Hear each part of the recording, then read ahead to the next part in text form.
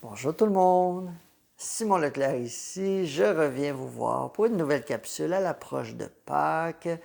Le thème aujourd'hui, si c'est bon pour moi, mais sous la forme d'une citation, comme si c'était la phrase d'une personne qui se pose des questions auprès de l'univers. Si c'est bon pour moi, que cela soit. En soi, c'est intéressant. C'est très intéressant parce que ça démontre une forme de lâcher-prise, de perte de contrôle, où on lâche et on s'abandonne à la vie. Donc, en soi, on pourrait dire que c'est vraiment même vertueux d'imaginer qu'on se laisse aller, puis on ne contrôle pas, on lâche prise, comme on dit. Mais là où je vais vous amener aujourd'hui, c'est peut-être un angle un peu différent de cette vision-là qui fait en sorte que si c'est bon pour moi, sous-entend aussi une autre chose qui est quelque chose dans l'univers, une conscience, un univers conscient, on pourrait l'appeler Dieu, appelez-le comme vous voulez, le higher self, le soi supérieur, il y a quelque chose qui sait mieux que moi ce qui est bon pour moi. Parce que si je me dis, si c'est bon pour moi, cela devrait arriver, ça veut donc dire que je ne sais pas vraiment si c'est bon pour moi. Vous allez me dire, oui, mais c'est normal, je ne connais pas mon futur, je ne sais pas si cet endroit-là va être merveilleux. Peut-être que dans le futur, je vais découvrir que finalement, j'ai bien fait de ne pas aller là parce que la voisine, elle s'est rendue à cet endroit-là finalement, puis elle a vécu une histoire très complexe. Alors, tant mieux, je ne suis pas allé. Donc, j'ai bien fait de suivre mon intuition. Donc, en soi, on pourrait dire que ça fait référence à l'intuition, mais là, je vais vous amener, c'est la pensée qu'il y a un univers qui sait mieux que nous. J'en ai souvent parlé dans des capsules, mais aujourd'hui, l'angle que je vais vous apporter, c'est vraiment le concept de si c'est bon pour moi, ça veut donc dire qu'il y a une partie de moi qui est désengagée du processus, qui est séparée. Si cette énergie-là considère que c'est mieux pour moi, ou que mon soi supérieur, ou que les anges, les archanges, les guides, les ancêtres vont me dire « Ah, si c'est bon pour moi que ça arrive », comme je vous disais, ça sous-entend que je ne sais pas vraiment ce qui est bon pour moi. Mais le piège dans une vision comme ça, c'est de se désengager du processus de manifestation. Qu'est-ce que ça veut dire concrètement? Ça veut dire que si je pose la question si c'est bon pour moi, ça veut probablement dire qu'on ne prendra pas le temps d'aller vraiment ressentir pour créer cette réalité-là, parce que justement, on va se dire, j'oserais pas créer cette réalité-là tout d'un coup que je suis malheureux, malheureuse dans cette avenue-là. Tout d'un coup que ce projet-là ne me convient pas. Donc, je ne vais pas mettre mon énergie dans ce projet-là, parce que si je mets mon énergie dans ce projet-là, c'est comme si j'engageais l'univers dans cette direction-là, mais tout d'un coup que c'est pas pour moi, donc je vais laisser à l'univers le soin de me dire si c'est bon pour moi. En d'autres termes, je vais dire, ah, il y a un grand plan qui m'attend quelque part, puis ce grand plan va m'inspirer le chemin, va me dire dans la nuit, en me réveillant, le grand plan m'a parlé cette nuit et il m'a dit, va là, ou tourne à gauche, tourne à droite, fais ceci, fais cela. Vous savez que cette vision-là, elle nous a accompagnés beaucoup dans la version un peu ésotérique du chemin spirituel. Rappelez-vous, ceux qui sont un peu plus près de mon âge et plus, qu'il y avait une version à une époque où quand on a quitté les religions, on a tout mis ça de côté, on s'est dit, ah, il y a un univers conscient, il y a un univers d'amour, puis cet univers-là est omniscient, il sait tout. Il est imprégné de toutes les formes de vie, il connaît tout.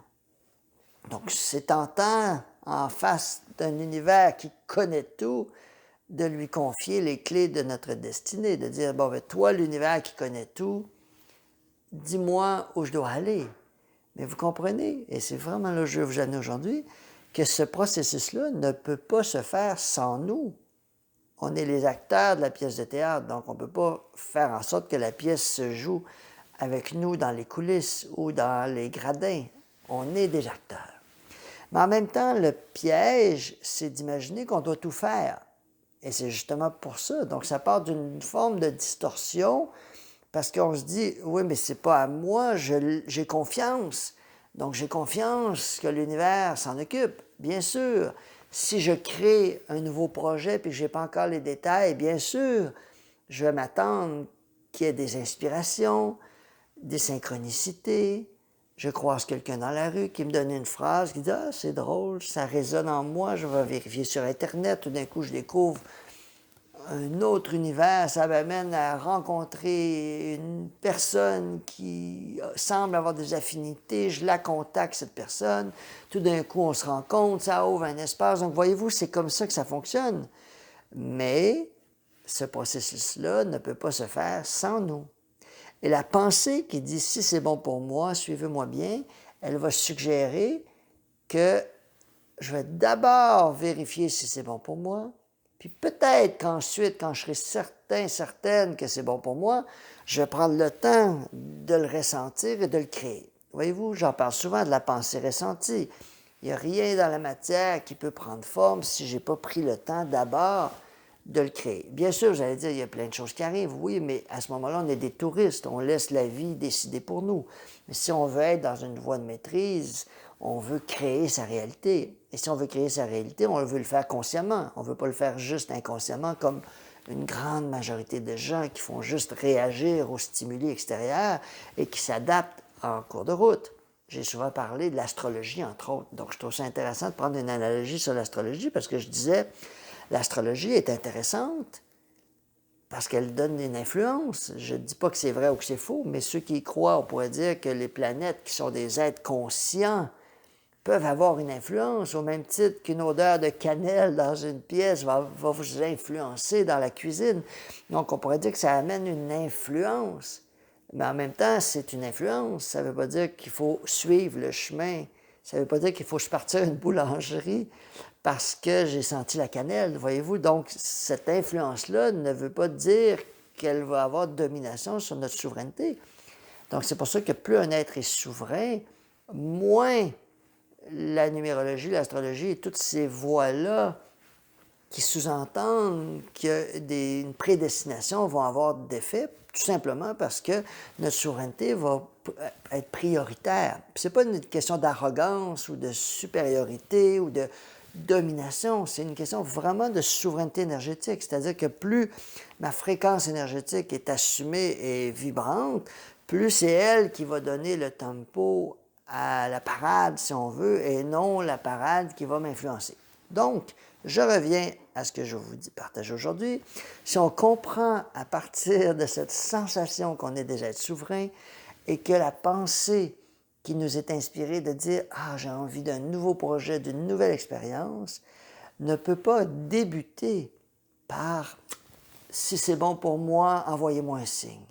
Si les outardes passent à droite ou le goéland s'en va à gauche ou les écureuils s'en vont vers là-bas, je vais suivre le courant. Mais voyez-vous, cette vision-là extérieure, elle existe, bien sûr, il y a des synchronicités, bien sûr. On peut voir, moi, un de mes oiseaux favoris, c'est le héron. Quand je vois un héron, il y a toujours une synchronicité, c'est l'univers qui me parle à travers le héron. Donc, bien sûr, il y a des synchronicités. Mais le héron n'est pas celui qui gère ma vie.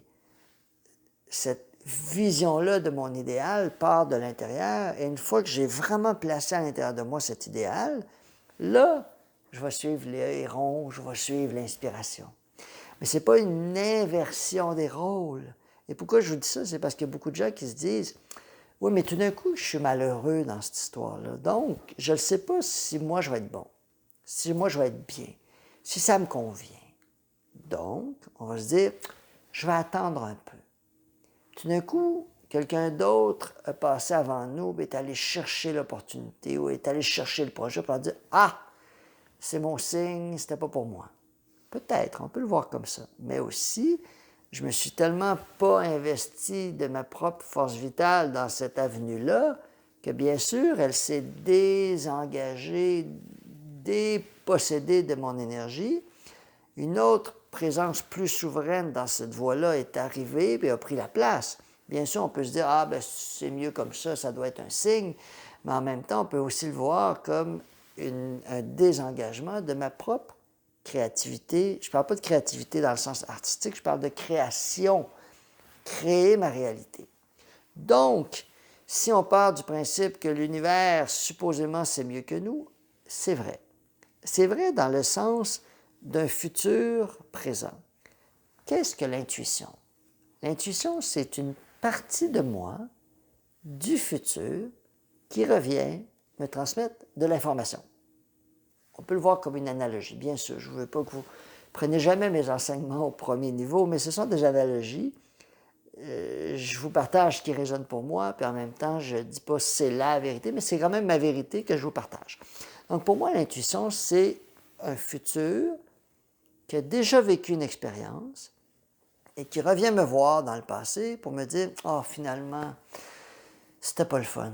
On n'a pas aimé ça. On est allé à la fête, à ce rendez-vous-là chez des amis, puis non, on n'a vraiment pas eu de plaisir. » Et là, l'intuition va faire quoi? Va faire que si je me branche sur l'invitation que je viens de recevoir, mais vraiment me brancher, pas demander à l'univers si c'est bon pour moi, dites-moi si je devrais aller à cette fête-là, mais aussi je vais rencontrer quelqu'un de spectaculaire, puis je ne veux pas rater aucune occasion, je dis oui à tout. Il y a des gens qui font ça, ils disent oui à tout parce qu'ils ne veulent jamais rater d'occasion, mais en même temps, c'est pas ça l'intuition. Puis c'est pas non plus de dire non à tout en attendant que les gens viennent nous chercher de force, mais juste sentir c'est quoi. Donc, je reçois une invitation, je me branche. Je commence par dire, OK, je vais me projeter dans cette expérience-là.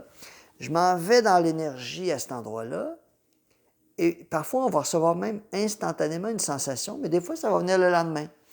Ou ce projet-là, ou cette entreprise-là. Vous savez, le fameux « la nuit porte conseil », qu'est-ce que ça veut dire? Ça veut dire que dans la nuit, je le fais, le processus. Je m'en vais me connecter dans ma réalité future et je reviens ici le sentir. Donc, ce n'est pas l'univers dans son omniscience qui sait tout puis qui va me dire si c'est bon pour moi d'aller à cette place-là.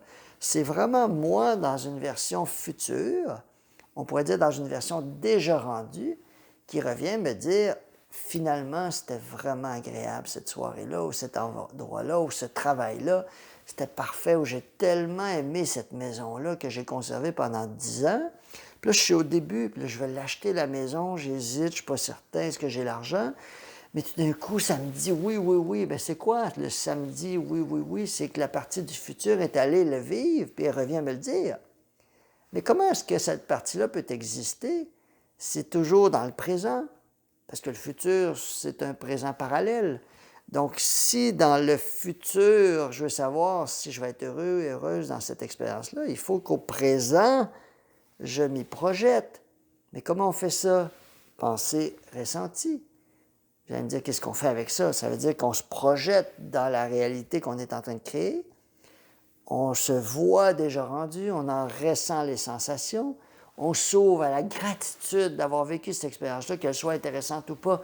À ce stade-ci, ce n'est pas important. On se projette, on ressent comme si on y était déjà.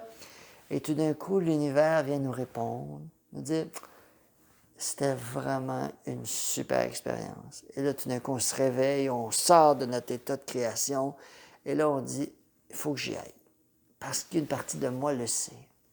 Mais vous le savez, à partir du moment où j'ai créé ça, il y a l'autre partie qui va dire, oui, mais si c'est pas bon pour moi, donc je n'ose pas y mettre ma créativité, je n'ose pas y investir, parce que tout d'un coup, que je crée une réalité comme si j'avais condamné, forcé l'univers à aller dans cette direction-là parce que je l'ai créé. On apprend qu'on crée notre réalité. Donc, on pourrait se dire que si je crée une version de Simon dans ce projet-là, ça veut donc dire que le Simon dans ce projet-là vient de signer un contrat. Mais c'est pas comme ça que ça fonctionne. On ne signe pas un contrat par notre pensée ressentie. On ouvre des portes. C'est vraiment là que je vais vous amener. On ouvre des portes. On ouvre des portes. Comme si on envoyait des curriculum vitae. Dans mon livre, ceux qui l'ont lu, je l'explique un peu sous cette forme-là. On envoie des curriculum vitae dans l'univers. Il n'y en a pas un qui annule l'autre. Ce sont tous des portes qu'on ouvre. Et ça se peut même que l'opportunité vienne d'une porte qu'on n'a même pas ouverte, mais juste l'énergie de créer cette ouverture-là va apporter une autre synchronicité. Donc oui, bien sûr, l'univers est conscient. Oui, bien sûr, l'univers sait mieux que nous. Peut-être. Parce que l'univers est connecté sur toutes les réalités parallèles, futur, présent, passé. Mais si je ne m'engage pas à créer cette réalité-là, l'univers va être dans un vide cosmique. Certains êtres vont me dire, oui, mais j'ai eu une intuition, une vision, je me suis vu en train de collaborer dans tel projet. C'est merveilleux. Mais pensez-y un instant. D'où vient cette intuition? Elle vient effectivement d'un univers conscient dans une autre dimension. Donc, elle vient du plan, moi je l'appelle le plan de Dieu, appelez-le comme vous voulez, le plan de la 5e dimension. Bien sûr, pour moi, l'énergie divine, elle est partout, mais dans cette dimension-là, c'est une énergie unifiée, omnisciente. Il n'y a pas de séparation, principe féminin, masculin, bien, mal, dualité. C'est une énergie, c'est un plan de conscience où tout existe en interconnexion. C'est pour ça que le mal, ce qu'on appelle le mal, n'existe pas parce que c'est interdit, simplement parce que si je suis connecté à toutes les formes de vie, je ne pourrais pas briser, détruire, amoindrir, atténuer la vie à l'extérieur, puisque je le ferais à moi-même. Donc, dans ce plan de conscience-là, tout existe en connexion, en interconnexion. Et ce qui est merveilleux, c'est qu'à partir de cette interconnexion-là, bien sûr, toute la connaissance existe. Et lorsque je la syntonise, je vais recevoir une inspiration, je vais recevoir de l'intuition. Mais qu'est-ce qu'elle a pour but, cette intuition-là? C'est pas pour me dire quoi faire, c'est pour me donner des idées, des inspirations, m'apprendre à reconnaître qui je suis, pour que moi, dans mon corps physique, je prenne cette pensée-là, cette idée-là, et je la descende dans mon corps. Comment? Par la pensée ressentie. Donc c'est comme ça que l'intuition arrive. Pensez à vos projets de vie, là. Faites un bilan de vos grands projets de vie passés. Vous allez vous rendre compte qu'à un moment donné, vous avez eu une idée, une inspiration qui s'est peut-être passée autrement, mais vous avez eu un projet, vous l'avez senti, vous avez dit « Ah, c'est là que je m'en vais.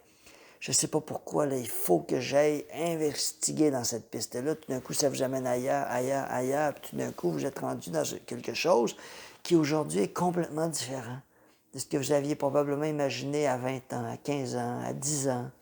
Mais vous savez que c'est un processus qui est parti du fait que vous avez eu des idées que vous vous êtes appropriées. Vous n'avez pas juste dit « je laisse l'univers décider pour moi ».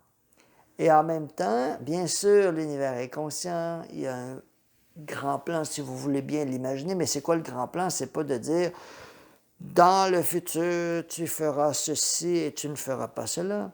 C'est une inspiration qui est en connexion avec qu'est-ce qu'on aime, qu'est-ce qui nous rend heureux, c'est quoi nos talents, qu'est-ce qu'on a envie d'offrir. Donc, cette idée-là ne vient pas dans le vide. Elle vient d'une inspiration en connexion avec notre essence.